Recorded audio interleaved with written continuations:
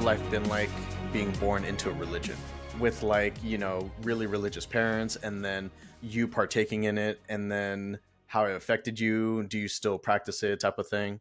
I can share my experience as well and, we can kind of compare the two. That's interesting. I mean, especially since we're siblings, and I already know the answer that we totally took different paths, Hmm. in that Yeah. department. Yeah, I mean, I was born into a religion, and I think our generation in general and generations after ours, younger generations, are getting less and less religious, and that also happened, I think, with both of us. Despite the fact that I'm still practicing my religion, I feel like a lot less crazy than previous generations. Like I always joke, my joke is that our mom is like the Buddhist equivalent of a crazy Christian, like always trying to like convert people, and always trying, not necessarily convert people, Hmm. but like always trying to like bring it up and like invite people to Buddhist gatherings and things like that. Like if there's any inkling of interest, then she'll be like, "Hey, you should come to a such and such," which is fine. With you saying like you're kind of like taking your foot off the gas a little bit, was that because it's not being pressed on you as much, or is that just like by design, like just you decided on yourself that you know what, I don't need to be this way? No, yeah, more like that because I mean, I'd experienced growing up friends that would take me to their youth groups and try and like sneak Bibles in my house, and Wow.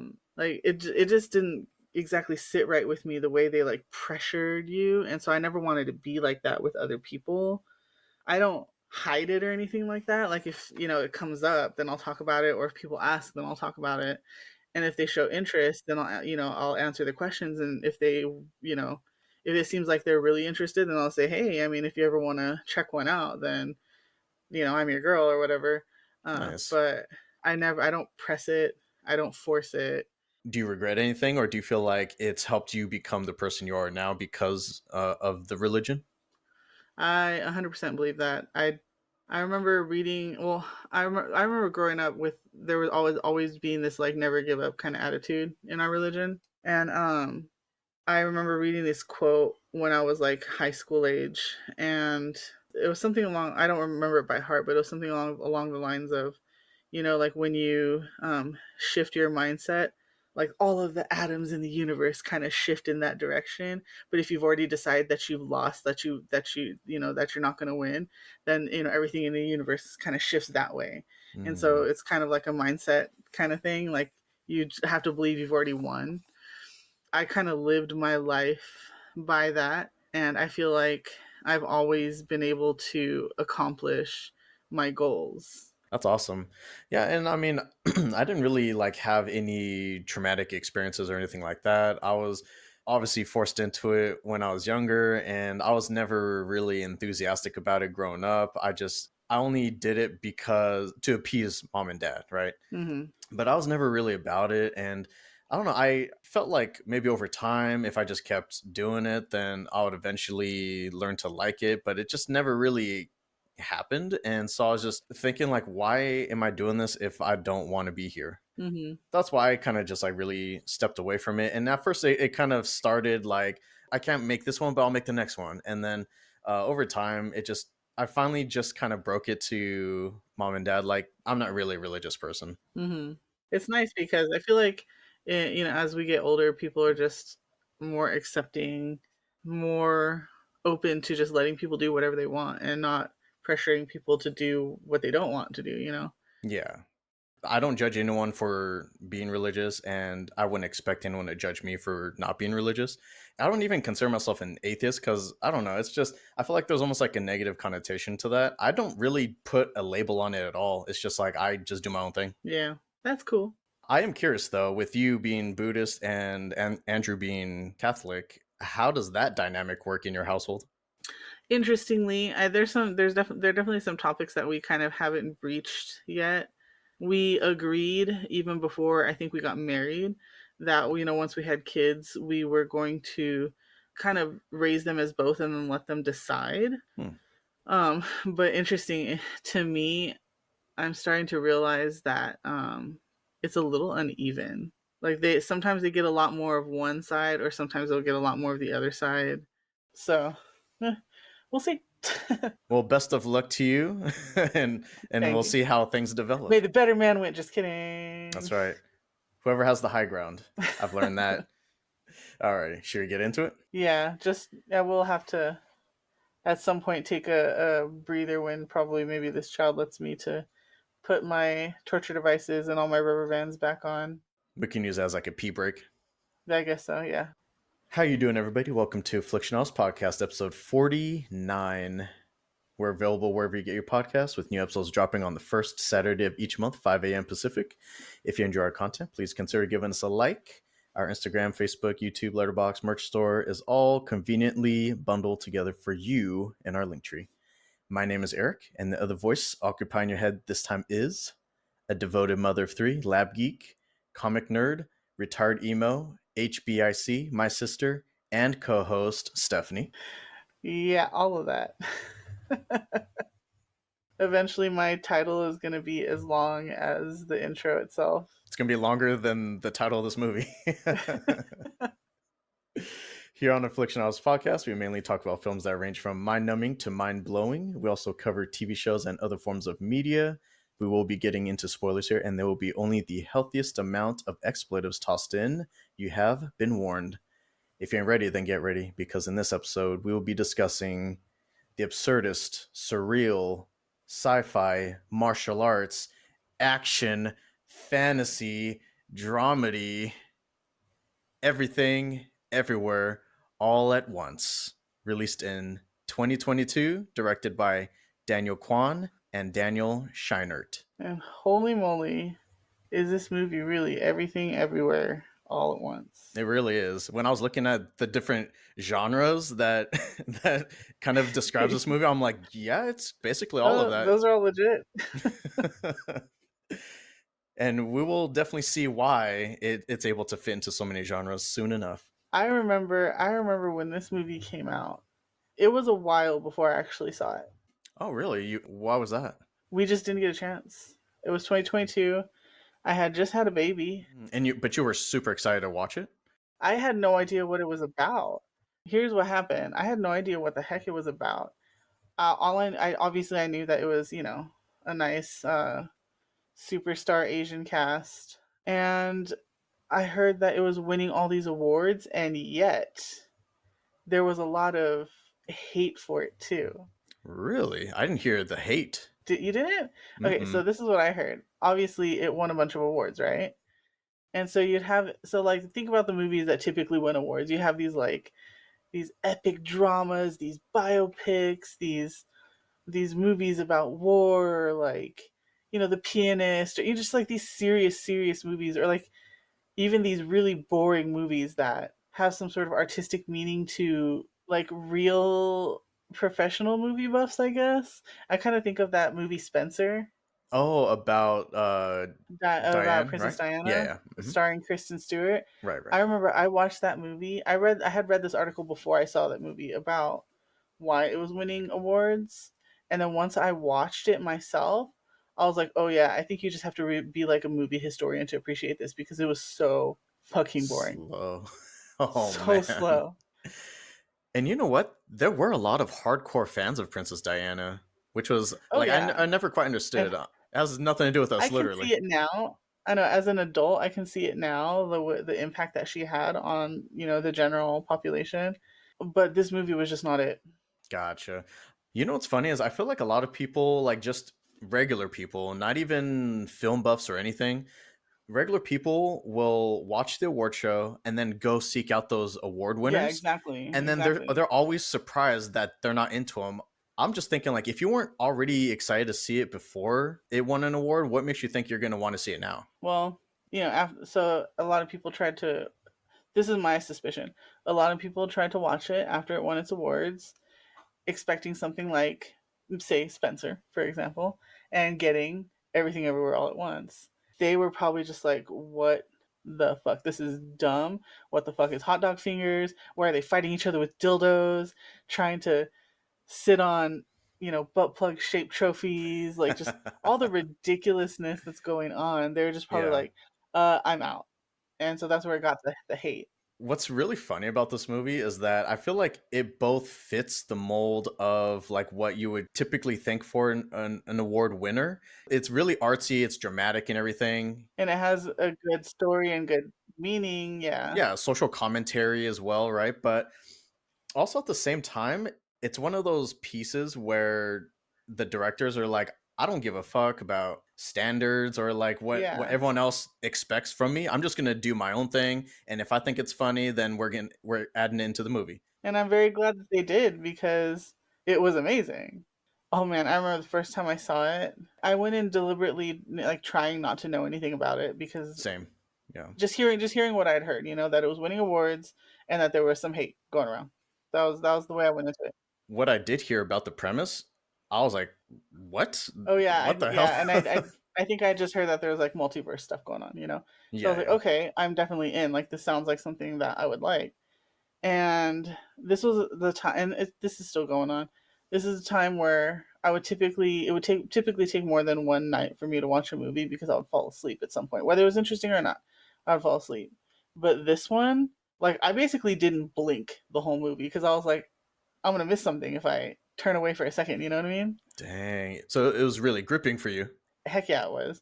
It was just so good. It was so good. I mean, there's just always craziness that takes you off guard going on. And any wild random thing that they could think of. Actually, that she says it in the movie at some point. She's just like any crazy thing that my mind can come up with, it's real. Oh yeah. And that's how the movie was. Even the things where it's like statistically improbable that anyone would ever do it, those are the keys to jump into a different universe. And those are random too. I know, and then it just gets so ridiculous when everyone's like, when they're like, find a jumping pad, and everyone just starts doing the most random shit. Yeah.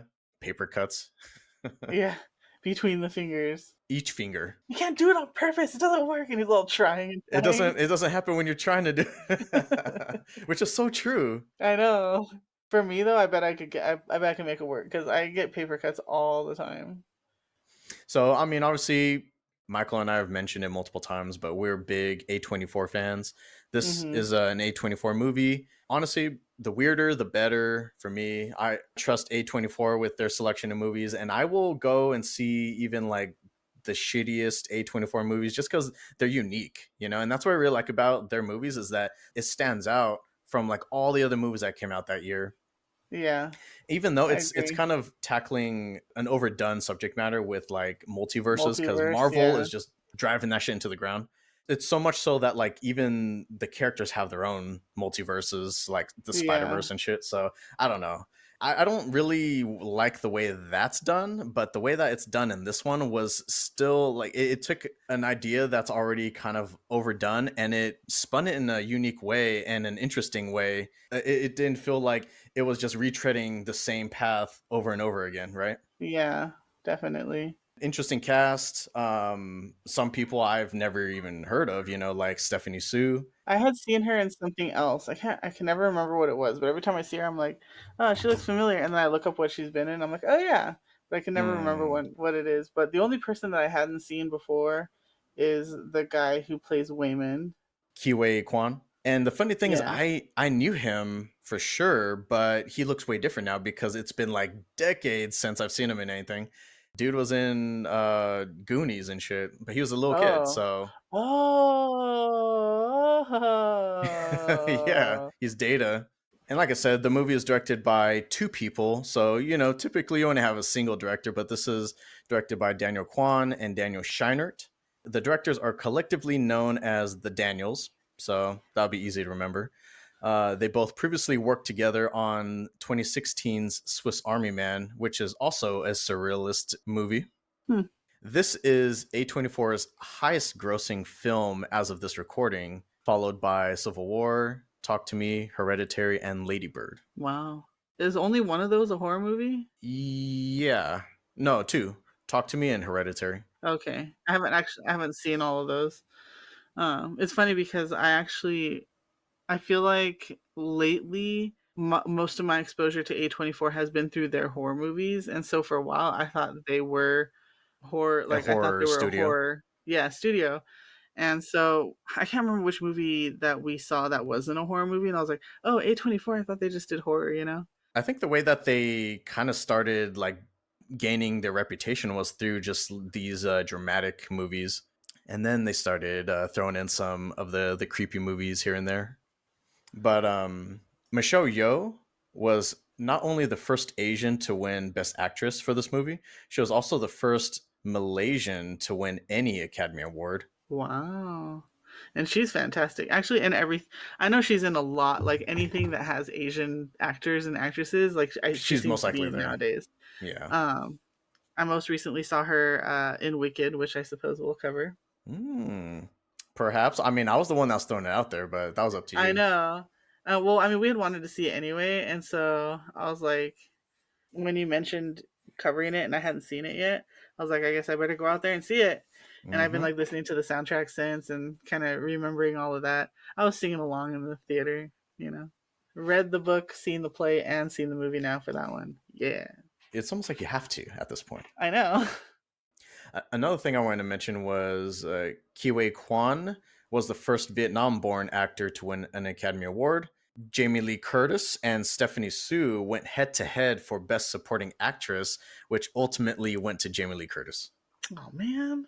No offense to Jamie Lee Curtis, because she freaking killed it in the movie too. But it would have been cool if all our Asian friends here got their Got the recognition. nod. Yeah, Because obviously Stephanie Sue, like freaking, she had to play a lot of roles in she this did. movie. She did. And she doesn't really have a lot of acting experience. So that was Yeah, crazy for her to come out swinging and be nominated for Best Supporting Actress.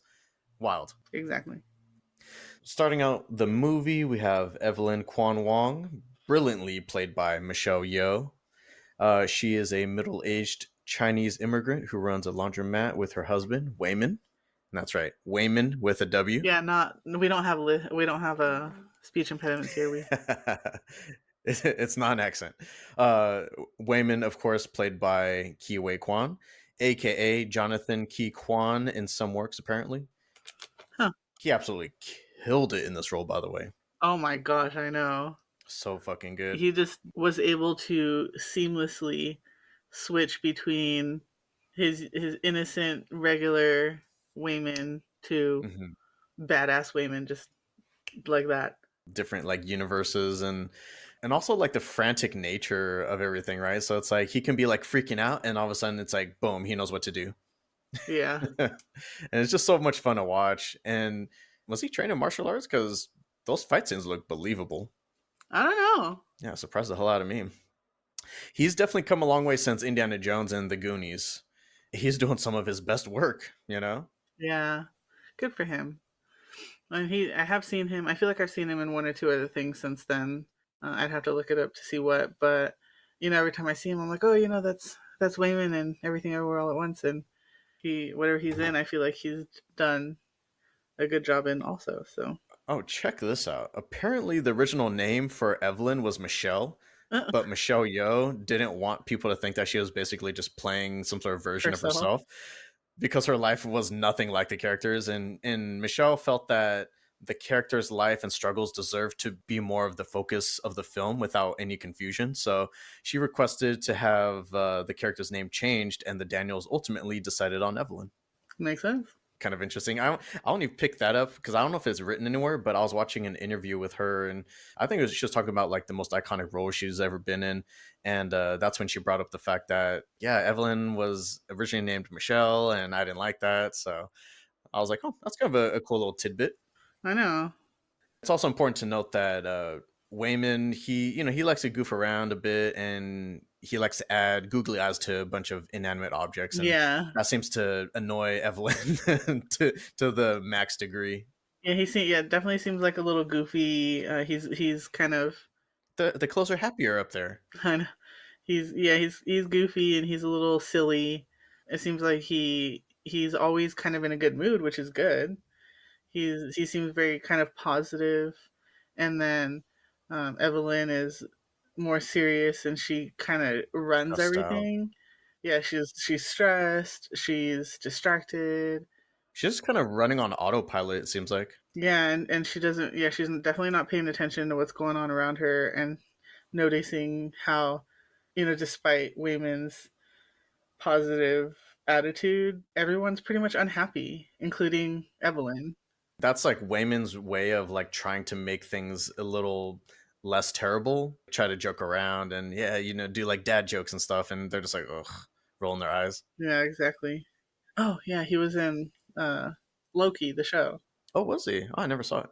Oh, that show's good, and he plays a good role in that too. Actually, he looks like he is trained and stuff because he was in all 2000 X Men. You're kind of cutting out for a second. What'd you say Uh, about X-Men? I said that he was in the X Men from the year 2000, Oh and I shit. said he either did stunts or he was a character named Stunts. He was a character named Stunts, and that's what he did was stunts. I'd be lame. What's your power? I do stunts. So Wayman and Evelyn, they had eloped to the United States decades prior and had a daughter named Joy, played by Stephanie Sue, of course. Mm-hmm. Yeah, Stephanie Sue, no doubt, was the dark horse of the film for me because I didn't really know much about her. I hadn't seen her in anything, and this was a huge role in the movie, Yeah, because she has to play like this, like vulnerable, like really distraught daughter, depressed. Yeah, also be this like really fucking menacing villain later on, and it was fucking badass. I know. She did a great job. And but they're getting ready for party. They have their laundromat. Joy comes to help with her girlfriend Becky, and Joy is trying to. I guess they're going to introduce Becky to her grandfather, who is Evelyn's father, Gong Gong, who they call Gong Gong. Cantonese for grandfather. Cool. I figured it was something like that. When Evelyn introduces Becky to Gong Gong, she introduces her as her friend, which frustrates Joy, understandably. Yeah, not surprised at all by that because it's like, you got these traditional families, and I feel like not only because of like their Asian culture, but I feel like a lot of traditional families, even in American families, would probably treat it similarly, right? They'd be like, we don't want to, Offend somebody or yeah, right out the gate that like you guys are girlfriend and girlfriend. yeah, very very traditional, very old fashioned. And then at the same time, Wayman, despite this is so interesting to me because Wayman is literally trying to serve her with divorce papers, and yet he's still reassuring her and calming her, like trying to talk her down and calm her down and stuff like that, like being Support the good her, yeah. husband. And I feel like you find out later. I mean, when she goes into one of the other universes, when they're like sitting in a camper and talking about it, or I don't know what kind of truck that was, but he was saying something along the lines of, they knew another couple that where they brought up divorce and just, or like he tried to serve her papers, and then that sparked the a talk that helped them kind of reconnect. And so I think that's kind of what he Mm, was hoping for, okay. not expecting her to actually sign him and be like, okay, Dang. which in a couple of universes she does. You know, it's like coming up with this ultimatum, forcing someone to make a decision that you chose for them. Like you're only giving them a couple options here, and you're like, Right. choose now. And I feel like it's a little unfair, and it's kind of a weird way of like getting someone to act the way that you want them to. Yeah. It's kind of like he was hoping that it would go one way, not expecting it to go the other way, and then being surprised when it does, Yeah, kind of thing. yeah. And then at the same time, their laundromat is getting audited, tax audited by an IRS auditor played by Jamie Lee Curtis, which she's basically, I mean, besides any extras, the only white character. Oh yeah, yeah. She's Deirdre. hilarious. Deidre, yeah, she's hilarious. Probably at the time the biggest name in the movie. Um, I mean, yeah, everyone just does a great job playing their weird roles, doing their ridiculous stuff. Just being this like weird kind of dysfunctional family, Which at some point Jamie Lee Curtis or Deidre is actually part of in weird right? ways. Which makes it even more hilarious. Yeah, exactly. Oh man, that character just cracks me up because she's so like menacing at first, but then throughout the movie she just becomes even more comical. Yeah, just more and more ridiculous. Her weird haircut, and then she has her like gut. Right. Obviously fake gut, right? And then like this, I don't know if she's like not wearing a bra or she's wearing like a really thin bra, like you can see her nipples. Like it's just all kind of like cringe, like ooh. Yeah. Just exactly the kind of person you would expect to meet in an IRS auditing office, to be honest. So, and she was so self-righteous, like she was right about everything. How dare you, talk to me this way? How dare you treat me like how, just very Almost like holier than self-centered. thou. I don't know. Hmm. Yeah, exactly. So, She was like fucking drawing on their receipts and shit. She's just like this right here, like drawing the yeah, circle. That's like foreshadowing. yeah. All the circles are definitely some foreshadowing, and um, I don't know if you noticed, but before they actually go to the IRS office, there's a point where she's in the apartment and you can see like the cameras in the background. I can't remember who she was talking to, but it might have been, I don't think it was Joy. I'm not sure. But Probably women. regardless, Wayman was in the laundromat, and then he was talking to that guy with the beard. That's And they're like, they're oh, you wear the dancing. same. Yeah, but before he was dancing, all of a sudden he starts like parkouring around. Yeah, I was noticing that too in the security cameras, right? So like that was when Alpha Wayman first makes his appearance. What did he grab from the front desk? Like he parkoured to the front desk and then back, and then he just like reverted back into Yeah, and regular then started women. dancing. Whatever the fuck they were doing was not what was shown on No, TV. it was yeah, just ridiculous. But Wayne was just like, "This guy's awesome." Making friends with him. Even though like, that dude's a little racist because he was all like, "I thought you guys were good with money," or "I thought you people were good with money," or something like that. Yeah, but yeah. So I mean, everything. She's getting ready for this party. She's dealing with her daughter. She's dealing with her husband. She's dealing with the auditor. Dealing with those googly eyes everywhere. Being annoyed by the googly eyes, and she has no idea what's coming for her. Right, right. To be fair, the audience had no idea what the fuck was about to happen to Right? him either. She's ready to go, and they go to the IRS inspector. They meet Deidre, who's we mentioned played by Jamie Lee Curtis, and this is where things start getting weird. Oh yeah, it starts picking up. Because even in the elevator, it starts getting weird, right? Is that when he starts talking to her already? Yeah, Alpha Wayman, he's like briefing her. He like pops up and he blocks the security camera in the elevator with the umbrella. That's right. And he starts briefing her on like what's actually going on. He's like, I'm from a different universe, and there's this person that you need to help me fight. And she's like, what are you acting all weird for? Get out of my face. I know, and then he writes some instructions on the back of the divorce papers and then disappears. Hmm. Goes back to normal. What would you do if all of a sudden, Brenda started acting all like different and saying some weird stuff? Like, what would it take for you to believe that this was real? Because I was like, if this was real life and this was happening to me, I'd just be like, stop fucking around. Like, Right. this is serious. We're about to go to an audit. Like, we might lose our business. I think if it's out of character, it might hit a little like harder because I'm sure that Andrew fucks around a lot. I mess with Brenda, and so it'd probably take a while for her to believe me. But because Brenda doesn't act that way, and if she was like super convincing and she was like acting like a totally different person, I'll be like, there's something up. Especially I because it's know. like she is more. Even before the movie came out, she is the one that was kind of like more into the different universes and timelines and stuff like that. So she's already explained similar concepts to me. So that's why this movie wasn't too far off from that. Definitely for Evelyn, since Wayman became like a completely different person, like 180 from his usual personality. Different accent I too, right? could, yeah. Oh, I don't know about maybe. I thought he spoke clearer. I know, definitely Gong Gong did because he like doesn't speak any English, and all of a sudden he's speaking perfect English. But for Evelyn, it might be a little more believable a little earlier since Wayman was pretty consistent guy. But I think for me, I would just be like, it would probably take a lot for me to believe it. Like I would have to see some obvious proof, like if he started all of a sudden busting out with kung fu with his little fanny pack or whatever. So that would be enough to convince you if Andrew started doing shit like that. Maybe, yeah, because he definitely doesn't do kung fu right now. Right now, are you sure? Is I'm it not pretty dang sure. downstairs practicing it as we speak? I know him playing Beat Saber has always been him practicing kung fu.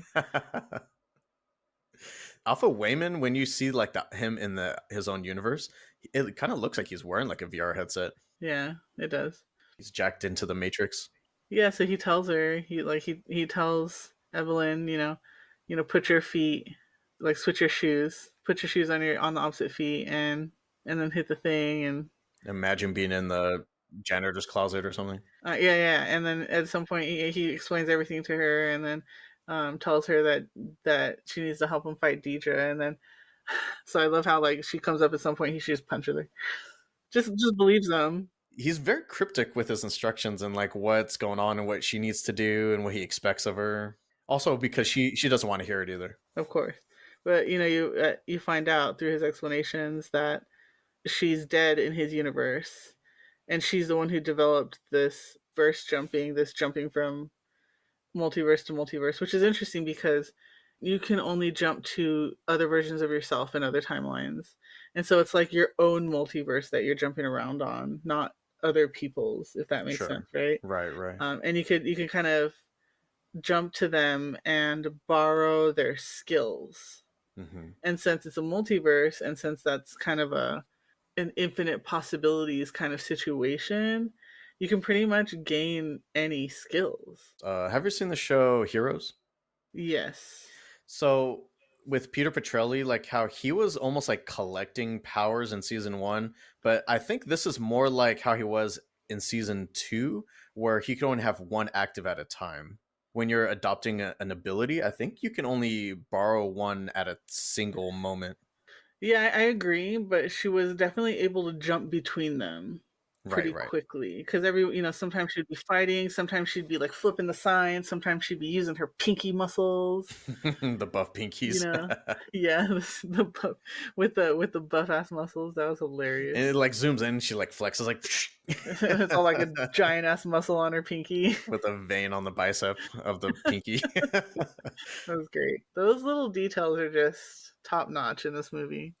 Fun fact too, speaking of the little details, Deirdre's character's full name in the credits is apparently Deirdre Bobeirdre. Deidre Bobidra. Because I even like looked around to confirm. I looked at like Apple TV Plus to and saw the credits on there, and even like Fandango at home, and they all list the character as Deirdre Bobeirdre. Oh my goodness.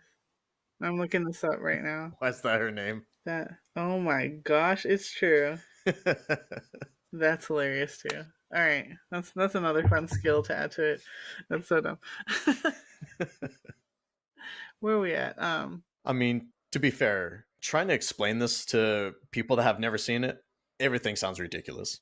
Oh man, one of the scenes that I mean, it's the first like action scene of the movie, but the scene cracked Brenda up. You know when the security guards show up and they're gonna like escort him out because Evelyn punched Deirdre when she was like walking up to her. So the security guards show up, and that's when Wayman basically just like starts like taking off his fanny pack, and he's like rolling up his sleeves and everything, and Well, like, before that, he eats the chapstick. Ugh, oh so gross. Imagine having that in your mouth for like the next 5 years, because that's how long it's gonna stay there. no thanks. But yeah, this was badass. This was basically like watching a Jackie Chan movie when he uses just like unconventional weapons and just starts Yeah, whooping ass. It was so awesome to watch. and then he puts the fish tank rocks in the fanny pack, and it's all wet Oh too. yeah, and that was the part that cracked up Brenda because the bald security guy, dude, he gets it the worst. I know. So he's all like, when that first guy just gets like demolished with the little rock fanny pack thing, he flies over the cubicle, and the guy was like, "Oh shit!" And then like he gets like flipped inside out next.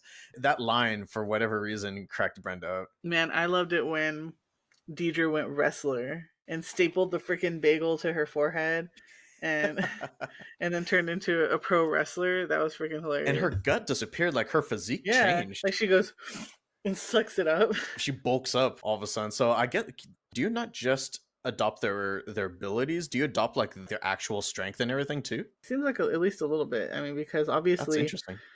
obviously, neither Wayman nor Evelyn practiced martial arts, so probably didn't have those muscles before they, jumped and Hmm. borrowed those skills. Yeah, because I mean, Deirdre's like freaking like body slamming people. pressing him over her head and everything. I know that was fun. And then When she's like almost like hulking up, she's like, ah! oh man. So then Evelyn, Alpha Women is trying to tell Evelyn how to learn martial arts for herself, and it turns out the Alpha base camp in the Alphaverse, they have their system that tells you the best jumping point, the best thing to do to get the highest probability of getting the skill that you're looking for. Mhm. And this time she has to tell Deidre that she loves her and mean it. And mean it. How? Yeah, it's gonna be Yeah, impossible. exactly. Barely So knows this she's sitting person. there trying to tell her over and over, like trying to avoid, her whatever she's doing, and she's just like, I love you. I love you. I love you. What also kind of like made me wonder was like, why did she need to say "I love you"? But that's also foreshadowing for later on. Yeah. She gets some sort of jumping pad, just not the one that she wanted, right? She jumped too soon. Where did she end up? Oh yeah, and what that wasn't that the one where she was in the camper or whatever it was with Wayman, and they're talking Yeah, about the divorce, she just gets sent like outside in the parking lot. and that wasn't fun. But it gave a little more insight into the whole the rationale behind Wayman trying to serve her papers and stuff. But eventually she does get the "I love you" right, just as Deidre's knee is about to collide with her face. So over the top. She's flying from like the top floor, and she's gonna like deliver some sort of like crouching tiger knee to the face. Yeah, and it's interesting how whenever she accesses another universe, it kind of shows like the entire history of how she got to that point in that particular universe.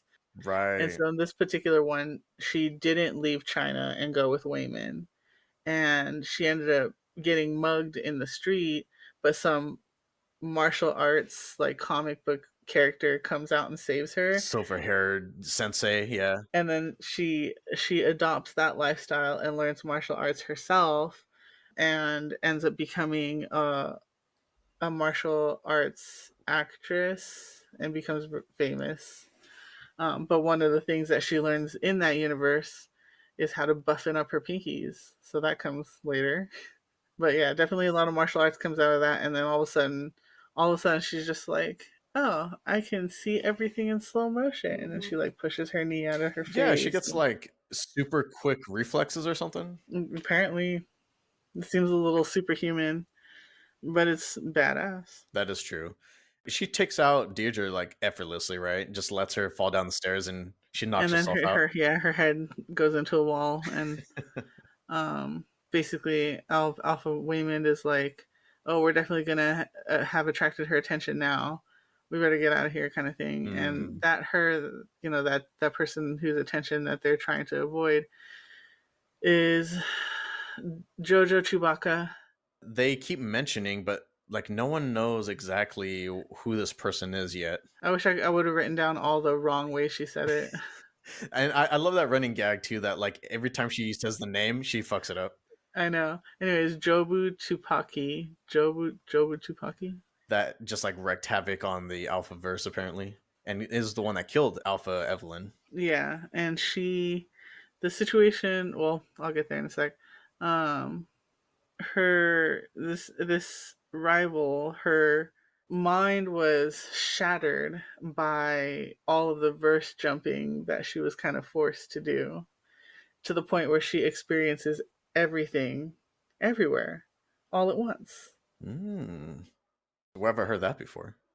Ah.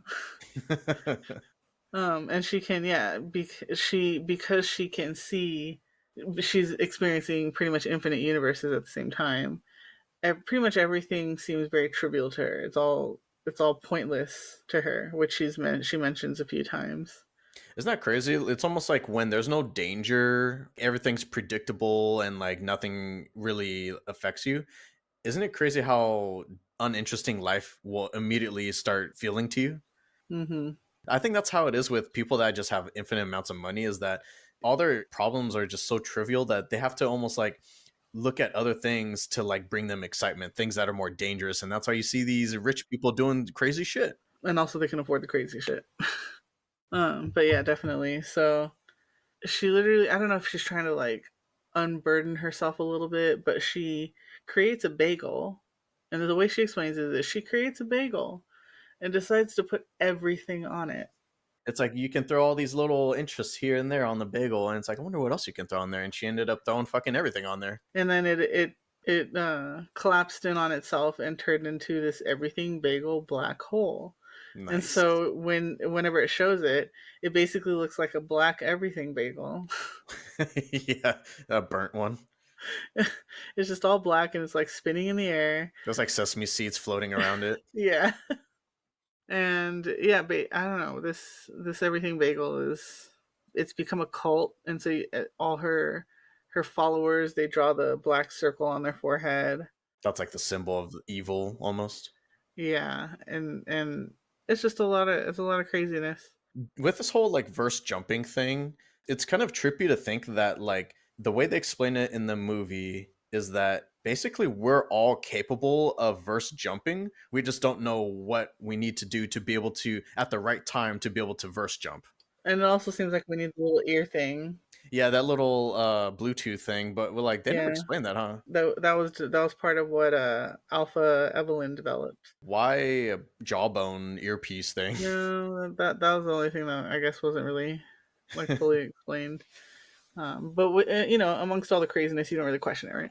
So, yeah. So she does her kung fu. She defeats Deidre.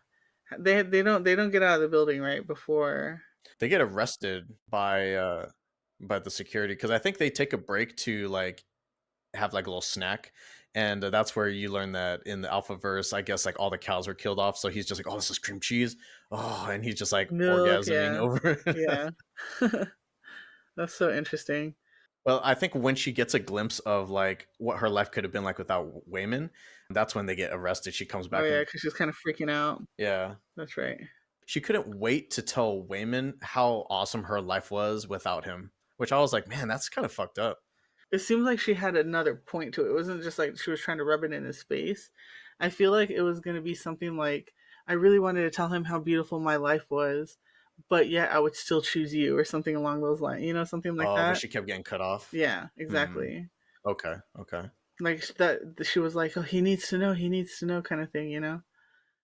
Because even in that universe, like she still wanted to be with him after they like reconnected, even though that was like that was this Evelyn Yeah. in that body, so she still loved him and stuff. Um, She snaps back into reality, and it seems like everyone is too, because Deirdre's like, "Did you staple something to my I know, forehead?" so ridiculous. But then finally, we meet Jobu Tupaki. Oh shit! This is one of my favorite parts of the entire movie. Oh my This is god, it is so great. sick. It's ridiculous along with the rest of the movie, right? So she comes up the elevator and she's in a completely different outfit as she was in when she ditched Becky and left the bar. Oh, Did you like how she switched universes? The perception, like the camera was like tilting with her head. Each time it tilted, it changed settings, and I was like, "Oh, this is so fucking dope." I know, right? I love the Yeah, cinematography. that was good. And yeah, I love how like the security like, ma'am, you can't be here, and she's like, can't. It's Joy, by the way. I don't know if we made that clear. Yeah, it's revealed when she comes out of the elevator that Jobu Tupaki is evil Joy. Yeah. So yeah, definitely, we have Stephanie Sue playing evil Joy, regular Joy. She's a little bit crazy, it's just really good. Um, Hmm. but yeah, she's switching between universes, just like switching looks. She's kind of constantly doing that. The security are trying to kind of subdue her, like they put handcuffs on her, and she just comes out of them. And then doesn't he try to like shoot her, and then it's just like confetti comes out of it or something. Like she like touches him or something like that, and he starts vomiting confetti, and then his head just explodes into confetti. Right. What the fuck? I know, and then she's just like doing random things to people, or like once they start trying to like one busts out a club and is trying to swing at her, and then it turns into a dildo, and then she She just whoops starts his ass. She starts whooping ass with a couple of huge floppy dildos. She's holding them by the middle, and it's still like They're like 2 freaking feet long. Yeah, they're freaking ginormous, and they're all covered in blood because she's beating people up with them. It's just hilarious. someone pointed their gun at her, and she used it like a vape, and then turns into like a wrestler. Oh yeah. Paul drives He them. just suddenly appears upside down, and then Yeah, I thought she like popped up into the air when she switched into different they characters. pop in the air, and then he just flips. Damn. And that vicious ass Paul driver and just like snaps his Yeah, neck. And then yeah, she gets shot, and then it just like turns into ketchup. and she's like, ah, ah. It's organic. Just like anything you could imagine she can do. So I think Joy and Evelyn are talking. She's kind of got her cornered. Evelyn kind of decides. Well, at first she meets her. She kind of starts learning the craziness that is Jobu Tupaki. Even when she first walks in, though, I love that line. Joy, why you look so stupid? Right? Typical. So typical. And then are they saved? They saved by Alpha Gong Gong. Before that, I think Jobu's like, because she's kind of calling her bluff, like, I don't want to hurt you, but I will. And she's just like, what the fuck are you going to do? I know. It seems like Jobu is like kind of interfering with her ability to find an actually useful universe to jump to. Hmm. I liked that technique where, when they do that like hand formation thing. And then so when Evelyn peeks into it, she can see a glimpse of The the everything bagel. bagel. Mm-hmm. This is like some shit that we did in elementary school. Right, exactly. Fold the hands together, yeah, and all that Yeah. stuff. And she does it a couple times. Like, what was the other one with like she does Yeah, this she and did then like like, a yeah. yeah, That's so funny. bringing those Um, back. doesn't it? Because I feel like Alpha Gong Gong comes in, like saves them, and then they go into the office, Drives by all like super fast and knocks her out for a second. right? And then they escape into that office thing, and that's when they kind of. I mean, she tries to explain it to regular Wayman, and she just sounds freaking nuts. Oh my god, I freaking love this part. um, well, what comes out of it anyway. Before I get there, one thing that was interesting is this where Alpha Wayman, kind of discovers or comes to the conclusion that she's so good because in this universe she's not good at anything. Yeah, Like it's she's very just true. like 100% wasted potential in this universe. Like she had all these goals and never accomplished any of them, and she's like not good at anything, and so that's why she is so easy to like. It's easy for her to Pick up reverse everything. jump and pick up all these like You're skills and so stuff. bad at everything that you're capable of anything. I think that's how he phrased it. That's so messed up. It's But like a then backhanded compliment. I know then Alpha Women leaves and she's trying to explain it. Joy comes in, and the reason why it's regular Joy right now is because Jobu Tupaki is off finding Alpha Waymond and killing him in the Alphaverse. And so this I love this scene because Evelyn just seems absolutely freaking nuts. Like Wayman and Joey are like, "What the hell are you talking about?" She tapes her daughter to a chair. I swear, if mom did that shit, I would be like, "What is? Are you high? Like, what happened? What is wrong with you?" And then she's trying to explain what the heck they are, and is talking about Ratatouille, but calls it Rakakuni. Oh yeah, she's fucking up the references. Who with the raccoon? She's like Rakakuni, and they're like Ratatouille. She's like, "No, Rakakuni." And I love how that comes back. That had to be one of my favorite things. You think it's like a throwaway line, but like they Yeah, actually incorporate that in one of the universes, which is yeah, ridiculous. and that had to be. I was freaking like the first time I saw it, I about shit myself. Like I was laughing so hard. I can't believe they actually brought in Rakakuni. What the fuck? It was so dumb. Yeah, we'll totally get to Rakakuni because he comes back. But yeah, eventually Jobu Tupaki starts, or no, the Alphaverse people that Alphaverse jumping group or whatever, they Mhm. start bringing in a bunch of their people Like to, agents or something. Yeah. yeah, like to come in and I guess stop Jobu Tupaki because Alpha Gongon tries to convince Evelyn to kill her and she doesn't. She decides she's going to save her, and she decides the way to do it is to become like her, Hmm. to fracture her own mind so that she To can be on that have, level. yeah, exactly. That starts getting crazy. I mean, obviously she starts doing a bunch of stuff and fracturing her own mind. jump into different timelines, seeing what she's like in other universes. Oh, another fun fact: all those red carpet shots of Michelle Yeoh being like this successful actress or whatever, Hmm. those are real red carpet appearances Oh, for really? Michelle That's funny. Yeoh. Yeah, and one of them actually has like the Crazy Rich Asians banner in the background. Uh, that's funny. So I thought it was kind of cool that they took like actual footage and was like, yeah, just threw it in the movie. It made it seem like that was like one of the characters. Yeah. And it's actually comical when you think of it that like Evelyn basically wants to be Michelle Yeoh. Yeah, and that yeah, in that particular universe, she's basically Michelle Yeoh. Mm-hmm. Um, Is that when we see the hot dog fingers? yeah, actually, it was when she was in the hallway. Remember before they went into the office and she was trying to find another universe, and that was like when she peed herself, and she was like, "Ew, did you just pee yourself?" Oh, right, right. And she was trying to find a universe, but like Jobu Tupaki was kind of interfering with that, And she's and like so she trying to ends like up fight her finding the hot dog hands, and yeah, she's all like, with the limp hands. She's like, "What are you she's like, doing?" "What is going on? Why can't I?" Couldn't even open the door. And then yeah, and then and they're watching. It was her and Hot Dog Deidre in the laundromat, and they're watching that drama on the TV. The And same they have hot dog drama. fingers, and yeah, but they have hot dog fingers, and they start like putting them in each other's mouths, and there's like Oh, ketchup and mustard coming out of them, and I mean, so that's basically them climaxing. ew, Ketchup and mustard coming out, yeah. that's so gross. And it's also funny how they give some exposition on that, where it's the intro to 2001: A Space Odyssey. The primates are fighting, and then like the one that ends up winning is the one with the hot The one dog with the hot fingers. dog fingers, and so that's why they evolved with That's hot what dog humans fingers. evolved. Yeah, That's so funny. Yeah, so at this point, after she refuses to kill Jobu Tupaki, and she starts kind of following her through universes, as Jobu Tupaki is trying to like explain to her why nothing matters. And they go through all kinds of different universes, or they're like fighting in the forest. They're both pinatas. They're drawings.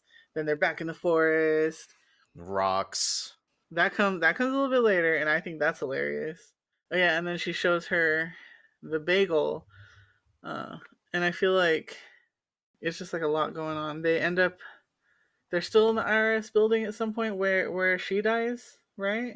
Where Evelyn dies. That I'm pretty sure it's still in the IRS building. Like all the security guards are like coming after her. Does she end up dying? Yeah, because she like her heartbeat stops, and like the little thing next to her is like, disconnected, and it turns out it's actress Evelyn's movie. Oh, right, right, yeah. I forgot that it's so meta. As the movie's happening, it's like it zooms out and they're like watching the movie in theaters. Yeah, so she dies, but it's the movie, and then afterwards she's like, oh my gosh, I'm this one now, and she turns away and she's like, where's our daughter?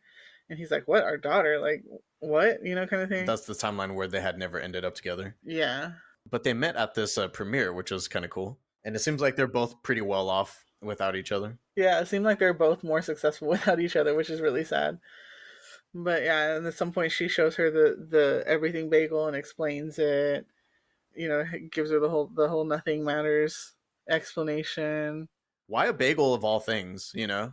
Like they could have basically taken anything. I know. I think it was, since she put everything on it, it was just kind of a play on, The term everything bagel. yeah. And she literally made it an everything. Like she wanted to take everything and put it somewhere, so she literally put it on an everything bagel. Everything bagel. So it's fitting, it's apropos. Um, Right? what I also kind of took from it was that I don't know, it's kind of contradictory because everything's supposed to be on this bagel, but when you look at a bagel, the center's gone. It's empty, it's void in the middle. Yeah. So at the core of this everything bagel is nothing. Yeah. And that's pretty much what she's getting at. It's pointless. Yeah, she has like the nihilistic take on this where it's like nothing matters, so why even try? Yeah, and then they want to walk into this bagel and annihilate themselves or whatever. Oh man, it's hold on, I need a moment. Your mind just fractured. Right? They they spend some time like chasing each other through universes, and then they like take moments to like stop and fight a bunch of security guards. At some point Evelyn dies, but then she comes back, and Wayman's like pleading for everybody to just get along. Like the rock thing happens. Yeah, at some point, like they're like jumping through universes together, and then they just become rocks. This is the they're both just rocks, and they're just chilling there on the edge of a No cliff. people, just rocks. They're still talking to each other, and the way that they're talking to each other is just captions above this rock, and then captions above this rock, and that's them talking to each They're other. sentient rocks. Honestly, I don't even think they're sentient. I mean, they can move and shit, right? And they're aware of themselves. I don't really think they're supposed to, but since they're, changing all the rules anyway, I think they're just supposed to be rocks, They're talking to each other as rocks. It's so quiet, it's nice and peaceful. And she explains like, oh, this is, one of the one of the universes where, like life didn't take hold, basically. Mm-hmm. And so that's It's just just one desert. situation where, yeah, there's no life. It's just a barren planet. Yeah. And so there's two rocks chilling, talking to each other, and then Evelyn Rock starts chasing Joy Rock. At some point, Evelyn Rock turns around and has googly eyes on her. Oh yeah, she spins around. Like, where the fuck did she get the googly eyes? That's one of the universe bending things. And all while this is happening, I'm pretty sure she's in the IRS building, like fighting everybody on the stairs. She's trying to. The bagel has been brought. I think when she does the finger thing, right? Yeah, yeah. She does the second finger trick thing and then like summons it into the IRS And building. yeah, when she pulls her fingers away, the bagel is in the IRS building. So she's trying to walk up to it and like throw herself into it. All this fucking fighting and destruction shit is all going on in the IRS building. Like, they haven't left the building yet. Right. Yeah. So I mean, Evelyn is able to resist the temptation of following her daughter into the bagel, I guess.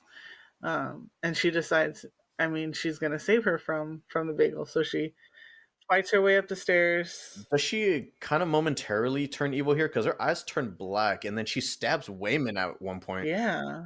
He seems to survive though.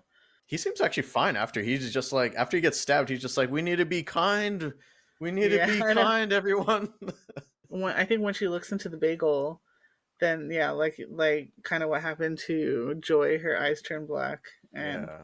she believes it for a moment too. But she fights it regardless.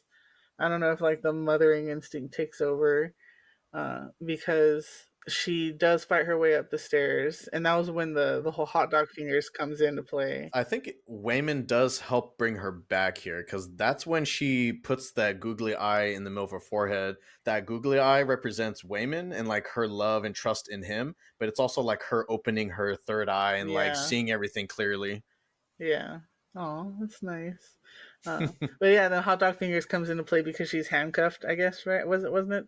I think so, yeah. She starts fighting everyone with her feet.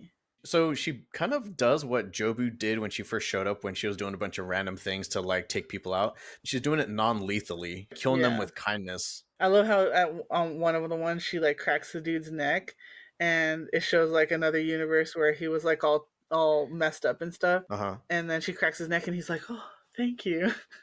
I love at some point she has like a spatula or whatever, and then she taps into the universe where she is one of those like Teppanyaki. yeah, teppanyaki cooks, and is Here doing we all the go. tricks and stuff with the egg. And then when after that, like her boss comes up to her and he's like, "You better step it up, or I'm gonna give your shifts to Chad." And it shows him, and he's all like killing it over there. Yeah. And you can Uh, obviously see like this like fucking raccoon tail sticking out of the back. I didn't even notice that. I thought it was like his part of his hair at first. So I'm like, what Maybe the that's fuck? what I thought it was because yeah, like it does come back to that universe, and she catches him in the back, and they're like singing to each other, but he has the hat off, and it's freaking Rakakuni on his head, pulling his hair and controlling him. And then Puppeteering she him. sees it. Yeah, and so she sees it, and they're like, "Don't say anything, don't say anything." But Rakakuni's like, "She knows too much," and so they're literally about to kill her. But then like it comes back a little bit later, and I guess she's like called animal control on them or something, and he's like in a cage, and Aw. they're driving him away. This guy's chasing the car, the truck, like no Rakakuni. So dumb. Aw. Because he's like nothing without Rakakuni. Yeah. And so she jumps on his shoulders and starts controlling him to run after the truck, but he's not fast enough. So then she puts him on her shoulders and he starts pulling her hair and they run after it and then she throws him at the truck. And so you assume that they get reunited because you don't actually see if he lands on it. That is ridiculous. Is it weird that like that raccoon looked and sounded a little bit like Rocket from Guardians of the Galaxy? I thought it looked really fake.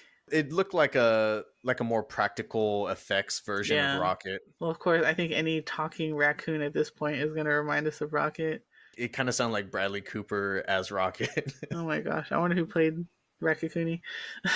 You know, I heard that it was Randy Newman because they wanted some sort of tie to Pixar because of Ratatouille. Oh, that's funny.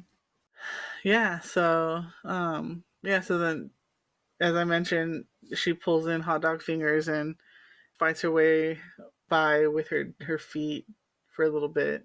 Right, right. At some point, she's using her buff pinkies, and I love that sound, like you're playing Super Smash Brothers or something. She was like one hit killing everything with those buff pinkies. I loved it. Um, but yeah, so at some point she makes it up to the top. Joy's about to walk into the bagel, and I want to say around here it starts shifting to a universe where they never made it to the audit office, and they're just at the party at that point. The New Year, the Chinese New Year Yeah, thing.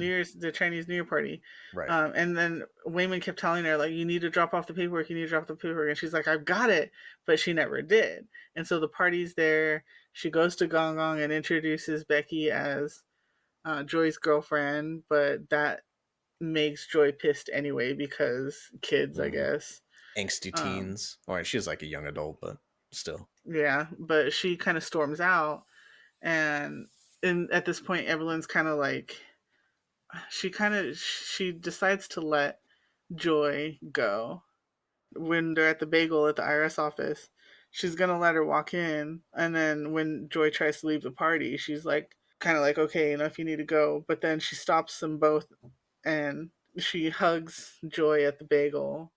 It's almost like simultaneously she is interacting with Jobu in one universe and like Joy in Yeah, another universe, right? yeah. So she stops Jobu from walking into the bagel, and she hugs her, and then she stops Joy.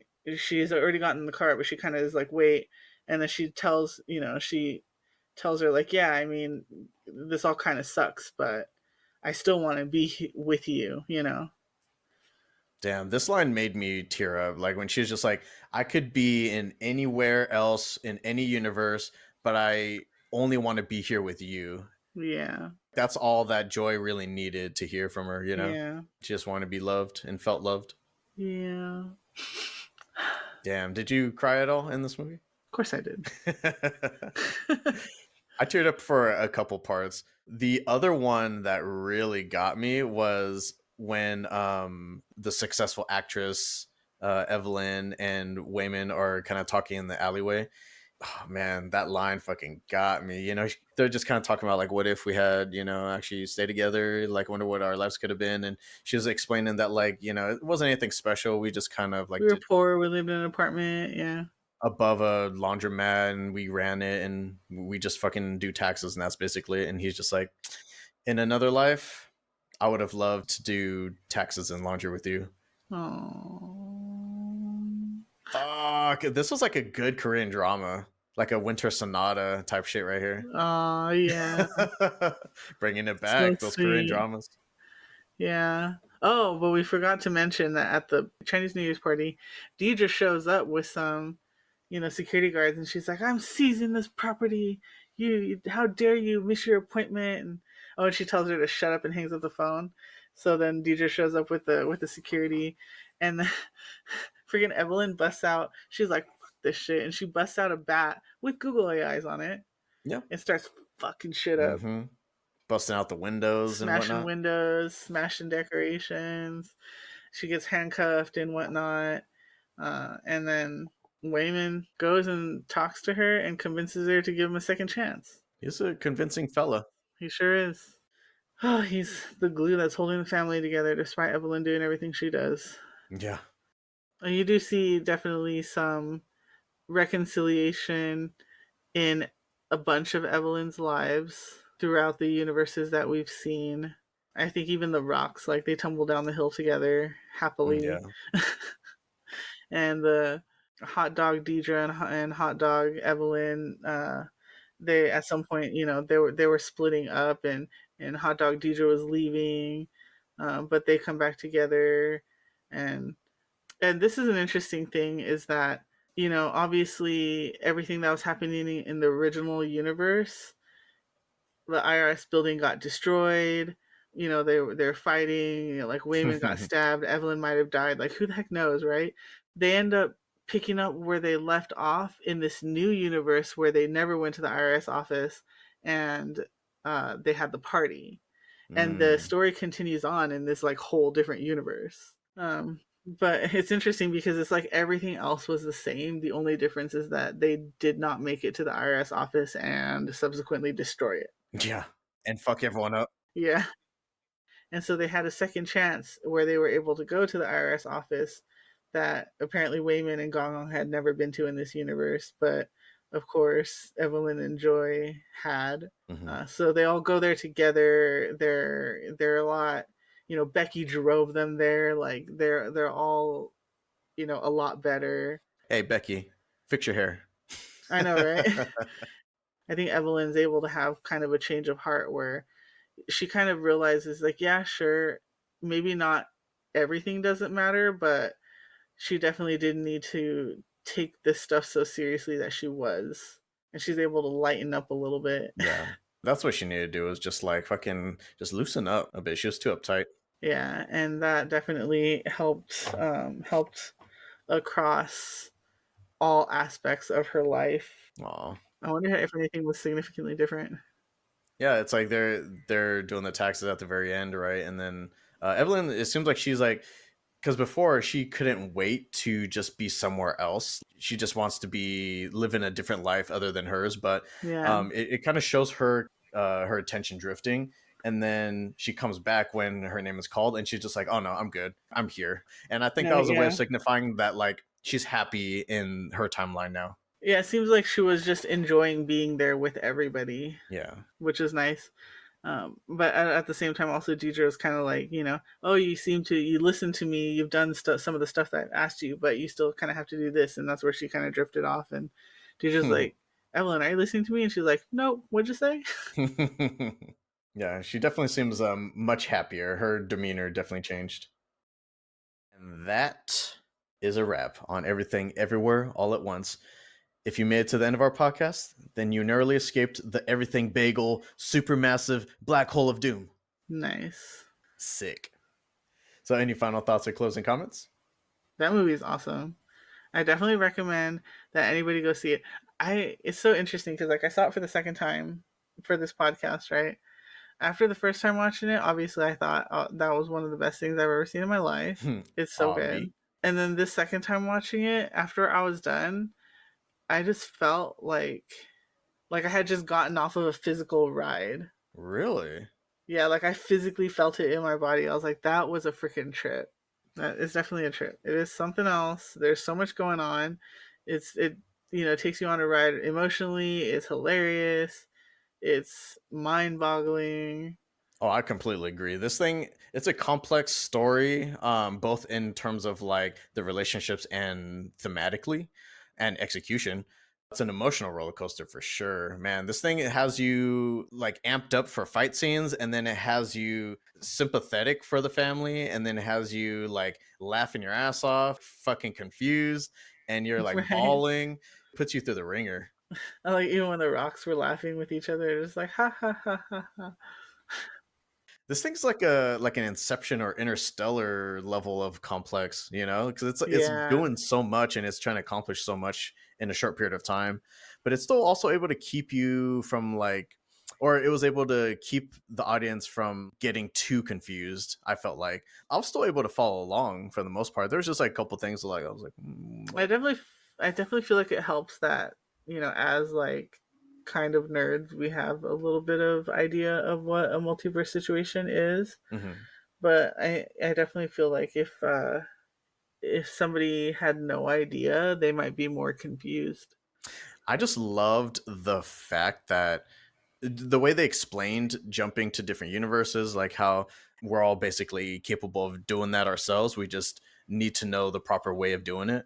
I thought it was kind of cool. We all possess this power in a way, if you will, Yeah, and you don't need to be some sort of mutant or anything to be able to do it. yeah. You just have to have the Bluetooth. I think I read somewhere that Joy was originally going to be played by Aquafina. Oh my god, that would have ruined it. You're not a big fan.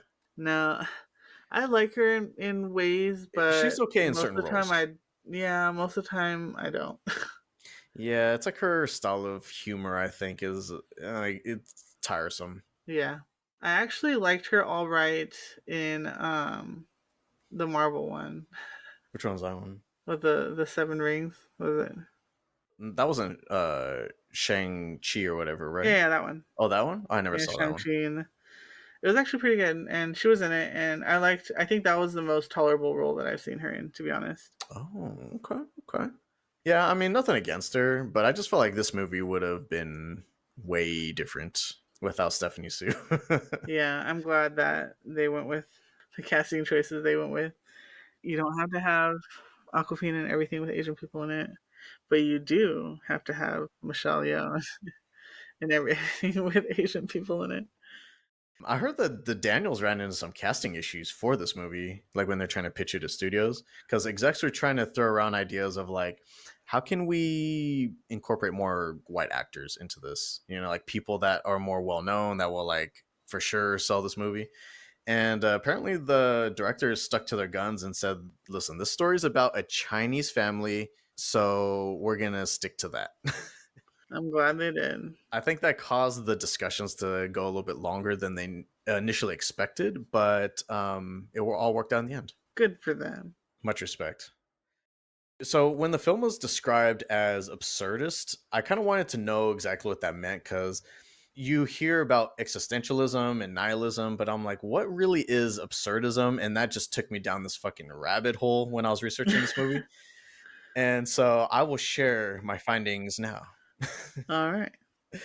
All three basically focus on the lack of meaning or purpose in life, but differ in their responses to it, right? So, existentialism is even though there's no meaning or purpose to life in general, people will give themselves purpose by like finding something to do or be, and then that gives themselves meaning. So it's like some people are like, my meaning in life is to be a parent, right? Right.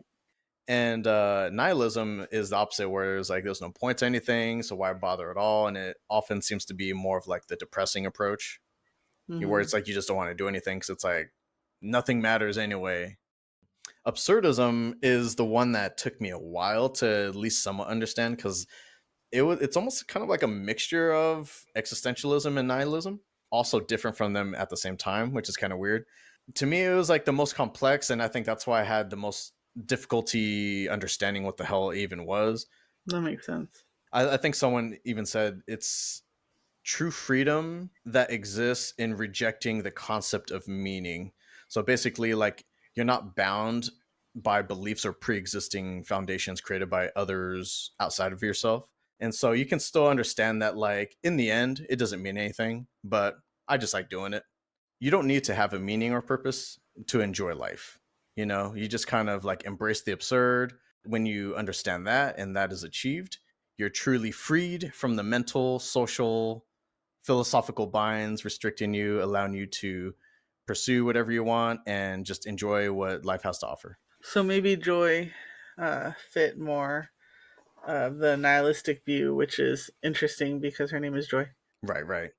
But the movie was absurd. Yeah. I think that's really what I was pushing was that like in the end the movie was just representing like the absurdity of it all. Yeah.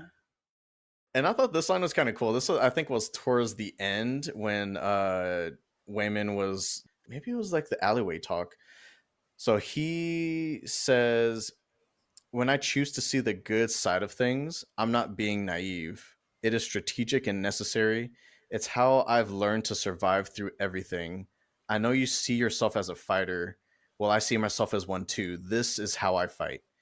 I've never seen it interpreted that way, where it's like you're using kindness as a weapon of sorts. Like that's how you fight. That's deep. Yeah, I thought it was kind of cool. So you watching anything lately, film or TV? As we wrap this up, I started a couple weeks ago rewatching Psych. dude, I used to watch that with Cameron. I think Dang. we may have been rooming together. That show was already like ending as we were rooming together, but Well, I realized because I really liked that show when it was on, and then they made a couple of movies afterwards, and I've never seen the movies, and I was like, I want to watch the movies, but it's been so long since I've seen the show, and you know how my memory shit. So I was like, you know what? I think I'll just rewatch the show, just like put it on in the background, right, when I'm doing stuff. But since it's December now, I've been watching a lot of holiday movies. So I've been watching my usual. I'll go on Netflix and watch the Netflix movies or like the Hallmark movies. But I've found that I actually like Lindsay Lohan's movies. like her newer stuff. Yeah. So she came back. I mean, she disappeared for a while, as you may have noticed. She, went through whatever rehab she went through. I will say that she's like one of the earlier examples that I could recall of like childhood movie stars just flying off the handle. I will say that she's one of the few that did that and was able to Make a crawl her comeback. way back. Yeah, Yeah. successfully. Good for her. I've really enjoyed the movies that she has out right now on Netflix. So Well, it had been a while since we last recorded. I watched a few movies, and this was by no means in a row. This has been like over a span of like a couple months, but I saw Late Night with the Devil on Hulu. If you don't know what that's about, it's basically just like late creepy night shit talk show. happening. Yeah, late night talk show, creepy shit happening on it. That one is cool though. Also saw movie 43 on Prime Video. That is an anthology of different comedic short stories, essentially. And I think each short story is directed by a different director, too. So that's why each one feels drastically different. And it was okay. Brenda and I saw Heretic in theaters about the creepy dude that the Jehovah's Witnesses go visit. Were they JWs? I think they may have been just Mormons. We also, not Brenda and I, but I saw Gladiator 2 with some friends from work. That was a lot of fun. We saw that in theaters. Lastly, Wicked, of course. Saw that in theaters and was pleasantly surprised. I was already mentioning earlier that I wasn't sure if I wanted to go see it because I just love the place so much, and I felt like anything that they were going to create was just going to be disappointing in comparison to the actual like Broadway play, but it still isn't quite on par with the play, but it was still way better than I expected it to be. I did like how, of course, they could insert more like movie magic stuff. Right. They weren't limited by the restrictions of it being a play. Practical effects, yeah. But yeah, that was pretty much it. As always, you can find us wherever you normally get your podcasts. New episodes drop on the first Saturday of each month, 5 a.m. Pacific. If you like what you heard, please consider giving us a like and subscribe. Thank you for listening and joining Stephanie Sue and I. No, just kidding. This has been Afflictionados Podcast, episode 49. Everything, everywhere, all at once. And we'll see you all in the next universe. This is Everything Bagel signing off. Sucked into a bagel.